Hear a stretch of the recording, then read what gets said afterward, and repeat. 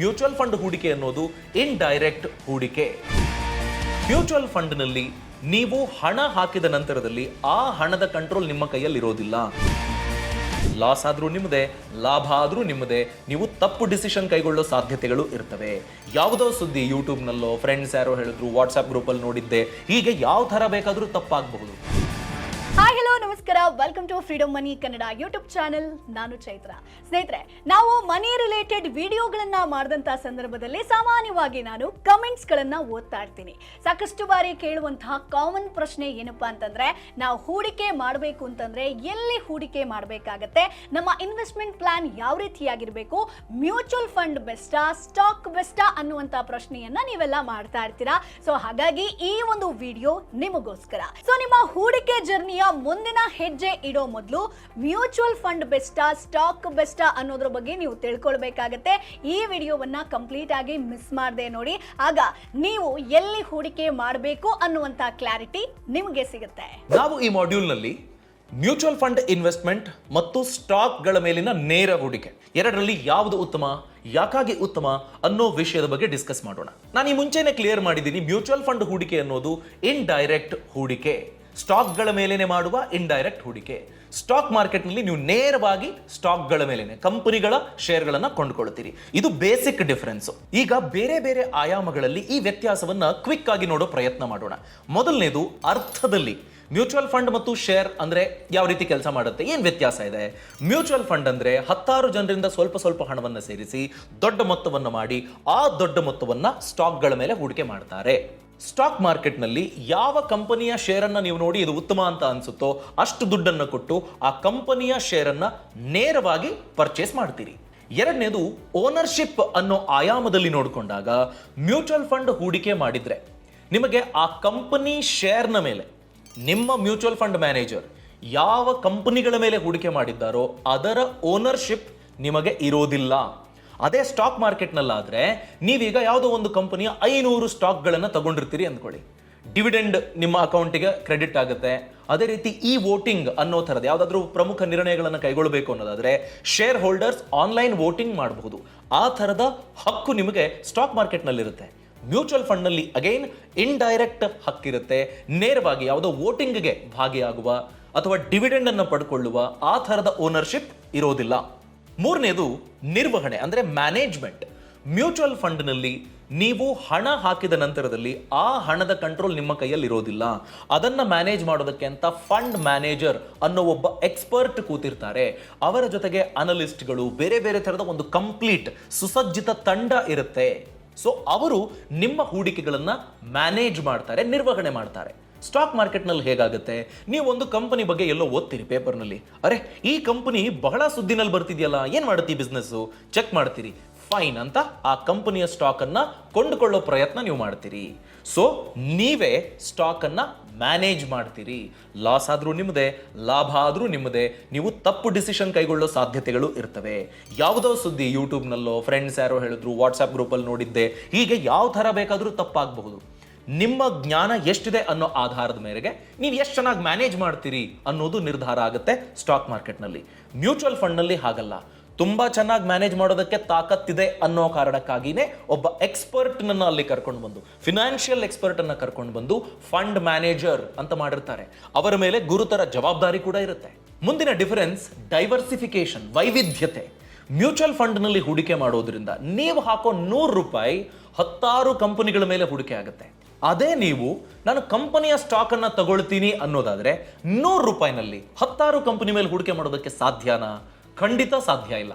ಯಾವುದೋ ಕೆಲ ಪೆನಿ ಸ್ಟಾಕ್ಗಳ ಮೇಲೆ ನೀವು ಹಾಕಿದ್ರೂ ಹಾಕಬಹುದು, ಬಟ್ ನಿಮ್ಮ ಪೋರ್ಟ್ಫೋಲಿಯೋ ಅಷ್ಟು ಸ್ಟ್ರಾಂಗ್ ಆಗಿರುವುದಿಲ್ಲ. ಸ್ಟಾಕ್ಗಳಲ್ಲಿ ಒಂದು ವೇಳೆ ಉತ್ತಮ ಕಂಪನಿಯ ಸ್ಟಾಕ್ ಅನ್ನು ನೀವು ಕೊಂಡುಕೊಳ್ಬೇಕು ಅನ್ನೋದಾದ್ರೆ ಆ ಕಂಪನಿಯ ಒಂದು ಶೇರಿಗೆ ಹಣ ಹೊಂದಿಸೋದಕ್ಕೆ ನಿಮಗೆ ಸವಾಲಿಗೆ ಎದುರಾಗಬಹುದು.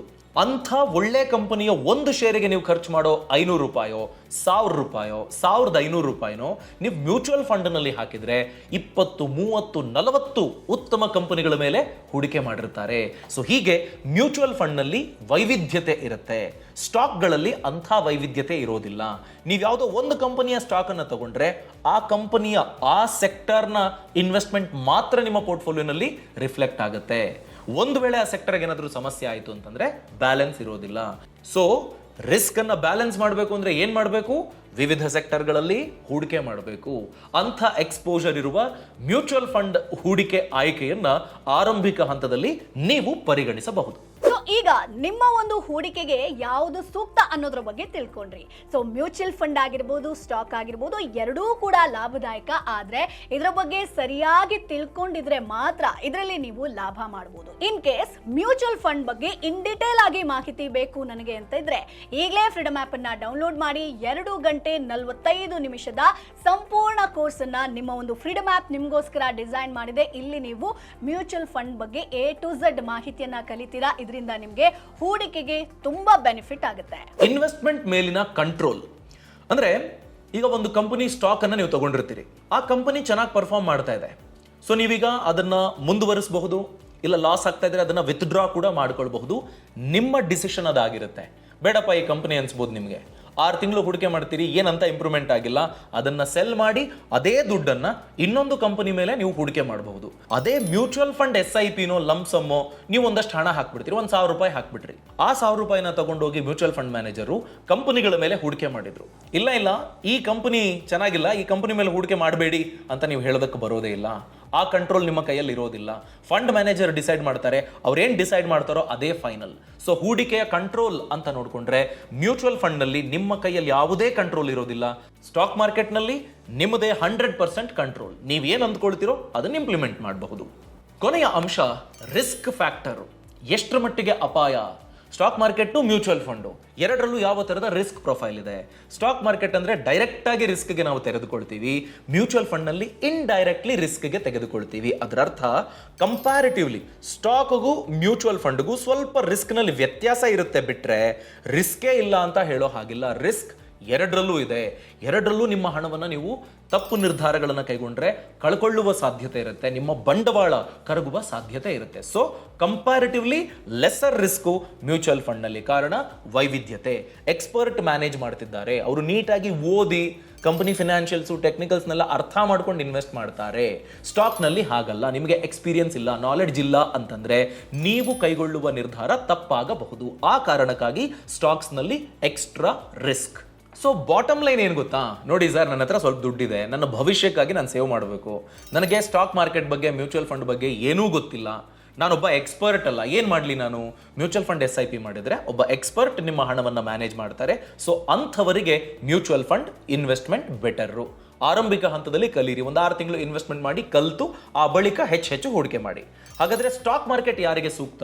ಮ್ಯೂಚುವಲ್ ಫಂಡ್ ಹೂಡಿಕೆನೋ ಅಥವಾ ಬೇರೆ ತರದ ಹೂಡಿಕೆನೋ, ನಾನು ಅದ್ರ ಬಗ್ಗೆ ಓದಿದ್ದೀನಿ, ತಿಳ್ಕೊಂಡಿದ್ದೀನಿ. ಸೊ ಅಂಥವರಿಗೆ, ನನಗೆ ಜ್ಞಾನ ಇದೆ ಅನ್ನೋರಿಗೆ, ಆಡೆಡ್ ರಿಸ್ಕ್ ಇದ್ರೂ ಪರವಾಗಿಲ್ಲ, ನಾನು ಮ್ಯಾನೇಜ್ ಮಾಡುವ ಸ್ಥಿರತೆ ನನಗಿದೆ, ನಾನಿಲ್ಲಿ ಹಾಕಿರುವ ದುಡ್ಡು ಅಪ್ಪಿತಪ್ಪಿ ಲಾಸ್ ಆದ್ರೂ ನಾನು ಮ್ಯಾನೇಜ್ ಮಾಡಬಹುದಪ್ಪ, ನನ್ನ ಎಮರ್ಜೆನ್ಸಿ ದುಡ್ಡನ್ನು ತಗೊಂಬಂದು ನಾನು ಇಲ್ಲಿ ಹಾಕಿಲ್ಲ ಅನ್ನೋರಾದ್ರೆ ಸ್ಟಾಕ್ ಮಾರ್ಕೆಟ್ನಲ್ಲಿ ಹೂಡಿಕೆ ಮಾಡೋದಕ್ಕೆ, ಕಲಿಯೋದಕ್ಕೆ ಅವಕಾಶ ಖಂಡಿತ ಇದೆ. ಈ ಒಂದು ವಿಡಿಯೋ ನಿಮಗೆ ಯೂಸ್ಫುಲ್ ಆಗಿರುತ್ತೆ ಅಂತ ಅನ್ಕೊಳ್ತೀನಿ. ನೀವು ಇನ್ವೆಸ್ಟ್ ಮಾಡೋಕ್ಕಿಂತ ಮುಂಚೆ ಮ್ಯೂಚುವಲ್ ಫಂಡ್ ಆಗಿರ್ಬೋದು, ಸ್ಟಾಕ್ ಬಗ್ಗೆ ಇನ್ ಡಿಟೇಲ್ ಆಗಿ ಮಾಹಿತಿಯನ್ನ ತಿಳ್ಕೊಂಡು ಆಮೇಲೆ ಇನ್ವೆಸ್ಟ್ಮೆಂಟ್ ಮಾಡಿ, ಆಮೇಲೆ ನಿಮ್ಮ ಒಂದು ಮುಂದಿನ ಒಂದು ಹೂಡಿಕೆ ಹೆಜ್ಜೆಯನ್ನ ಇಡಿ. ಜೊತೆಗೆ ಒಂದು ಹಣಕಾಸು ಸಲಹೆಗಾರರ ಸಲಹೆಯನ್ನ ಪಡ್ಕೊಳ್ಳೋದು ಕೂಡ ತುಂಬಾ ಇಂಪಾರ್ಟೆಂಟ್. ಇದು ನಿಮಗೆ ಸಾಕಷ್ಟು ಲಾಭವನ್ನ ಕೂಡ ತಂದ್ಕೊಡುತ್ತೆ. ಸೊ ಮುಂದಿನ ಎಪಿಸೋಡ್ ಅಲ್ಲಿ ಮತ್ತೊಂದು ಮನಿ ಐಡಿಯಾ ಜೊತೆ ನಾನು ನಿಮ್ಮ ಮುಂದೆ ಹಾಜರಿರ್ತೀನಿ. ಬಾಯ್ ಬಾಯ್.